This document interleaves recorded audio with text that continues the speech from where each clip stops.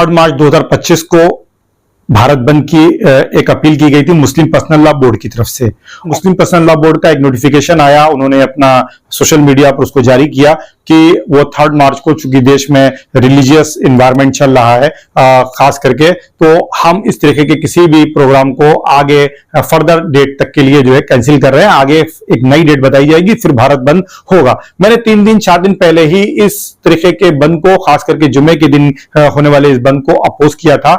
मेरा एक सवाल है, और ये सवाल, जैसा कि मैं अपने हर वीडियो में ये बात कहता हूं कि ये मेरा सवाल नहीं है, ये कम्युनिटी का सवाल है। हमें और आपको मिल करके सोचना चाहिए, उस पर सवाल जवाब करना चाहिए। आप कमेंट करके अपने व्यूज भी रख सकते हैं, ताकि हम एक कलेक्टिव अप्रोच के साथ चीजों को देखने की कोशिश करें, समझने की कोशिश करें, और कोई एक प्रैग्मेटिक सोल्यूशन की तरफ आगे बढ़ें, जिसका फायदा कम्युनिटी को भी हो, कंट्री को भी हो, सभी लोगों को। अगर हम भारत बंद की बात करते हैं तो देखिए, भारत बंद भारत में लगातार होता रहा है। अलग अलग कम्युनिटी के लोग करते रहे, अलग अलग क्लास के लोग करते रहे, जाति आधार पर भी बंद होता रहा है और वर्ग के आधार पर भी, जैसे मजदूर लोग करते रहे हैं भारत बंद, किसान लोग भारत बंद करते रहे, कई बार जातीय आंदोलन के चलते भी भारत बंद हुआ है, मुस्लिम कम्युनिटी भी भारत बंद करती है। लेकिन भारत बंद का मकसद क्या होता है? जब हम बंद लेकर के आते हैं, जब एक काल बुलाई जाती है इस तरीके की, तो उसका ऑब्जेक्टिव होता है सरकार के ऊपर प्रेशर डालना। लेकिन आज आपकी जो सरकार है वो मुस्लिम वोट से चुन करके नहीं आती है, और उसका पूरा इलेक्शन एजेंडा भी इसी बुनियाद पर है कि 20% को आप लेस कर दीजिए, या नेशनल स्टेज के ऊपर 15% वोट को माइनस करके वो अपनी पॉलिटिक्स करते हैं। तो अगर आप कोई भारत बंद बुलाते हैं, उसका लीस्ट इंपैक्ट भी गवर्नमेंट के ऊपर नहीं होने जा रहा, गवर्नमेंट कोई भी डिसीजन उसके ऊपर लेने नहीं जा रही है। ये चीज आप बिल्कुल ध्यान रख करके रखें। तो फिर हम इस बंद को क्यों करें? एक चीज। दूसरी चीज ये है कि जब ये बंद, सपोज दैट कांग्रेस की सरकार होती, समाजवादी पार्टी की सरकार होती, आप भारत बंद करते, वो आपका वोट बैंक है, आप उनको वोट करते हैं, तो वो आपकी बात सुनते, लेकिन ये आपकी बात नहीं सुनेंगे। इसका कोई इंपैक्ट मुझे नहीं लगता कि होने जा रहा है। और मामला चूंकि सब्सिडाइज्ड है, कोर्ट में है, कोर्ट को फाइनल जजमेंट देना है, इसलिए इस तरीके की किसी भी काल का भी बहुत ज्यादा इंपैक्ट नहीं होने जा रहा है। क्योंकि आप गवर्नमेंट पे प्रेशर बना सकते हैं, सुप्रीम कोर्ट आपके प्रेशर में आकर के किसी तरीके का जजमेंट देगा, ये एक बहुत बड़ा सवाल है। ये भी सोचने और समझने की जरूरत है। हमें इस चीज को समझना होगा कि हमारी स्ट्रेटजी में कहां कमी रह जा रही है, हम कहां गलती कर रहे हैं, जिसके चलते हमारे साथ इस तरीके के मामला हो रहे हैं। जब तक हम उन चीजों को समझेंगे नहीं, उन रीजंस को निकालेंगे नहीं, उनको समझने की कोशिश नहीं करेंगे और उनके सोल्यूशन नहीं ढूंढेंगे, तब तक आपके साथ ये प्रॉब्लम बनी रहेगी। हां, मीडिया हाइप जरूर हो जाएगा। फॉर एग्जांपल, आपने एक काल दिया, आपने काल वापस ले लिया। आपको ये चीज समझने की जरूरत है कि इस तरीके की काल का इंपैक्ट क्या होगा। आप अपने एरिया में, मुस्लिम एरिया में जाकर के कोई अगर बंद कर भी रहे हैं, जुमे के दिन कर रहे हैं। और एक चीज और मैं कहना चाहता हूं कि देखिए, जुमा बहुत इंपॉर्टेंट डे है।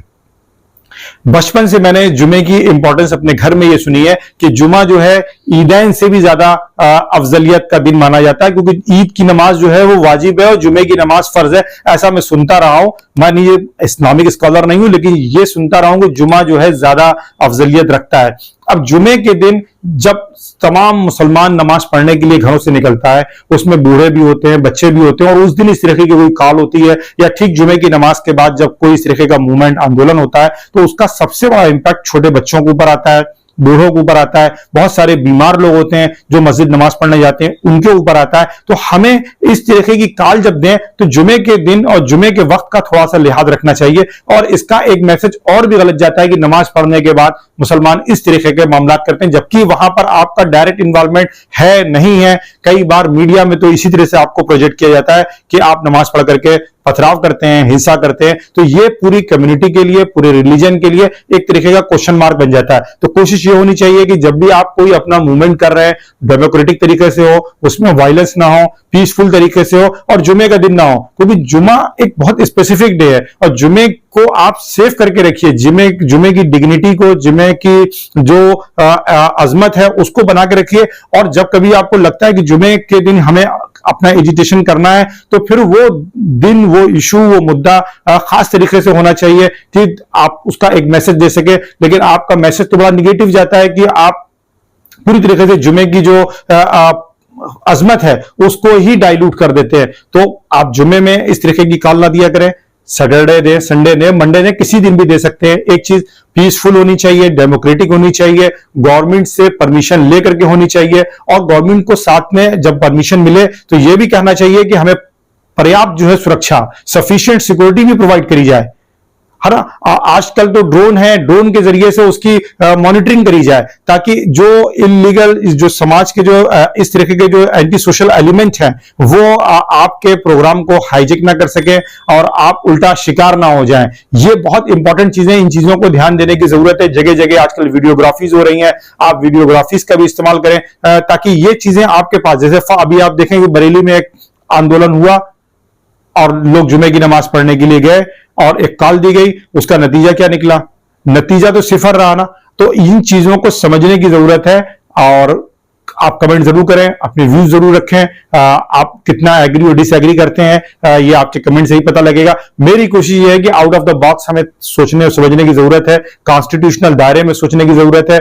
और आपके पास ऑर्गेनाइजेशन नहीं है, जब ऑर्गेनाइजेशन नहीं है तो आप एक भीड़ में बदल जाते हैं, और भीड़ का रिस्पांस ऑर्गेनाइज्ड जो डिमॉन्स्ट्रेशन होता है, जो एजिटेशन होता है, वो कभी भी उसको रिप्लेस नहीं कर सकता। भीड़ हमेशा इस बात की पॉसिबिलिटी रहती है कि वो वायलेंट हो सकती है, लेकिन ऑर्गेनाइज्ड, अगर कोई ऑर्गेनाइजेशन है, कोई आपका एजिटेशन है, कोई आपके पास स्ट्रक्चर है, तो डेफिनेटली वो पीसफुल रहेगा। ये चीज भी सोचने और देखने की है। लीडरशिप को हमेशा आगे होकर के लीड करना चाहिए, तब वो लीडर है। अगर लीडर लीड नहीं कर रहा है, बैकफुट पर है, छुप करके है, तो फिर वो आपका हकीकी लीडर नहीं हो सकता है। इस चीज को भी जानने और समझने की जरूरत है, क्योंकि अगर हम इन छोटी छोटी चीजों को ध्यान देंगे तो कम्युनिटी के इंटरेस्ट को ज्यादा बेहतर तरीके से प्रोटेक्ट कर सकते हैं।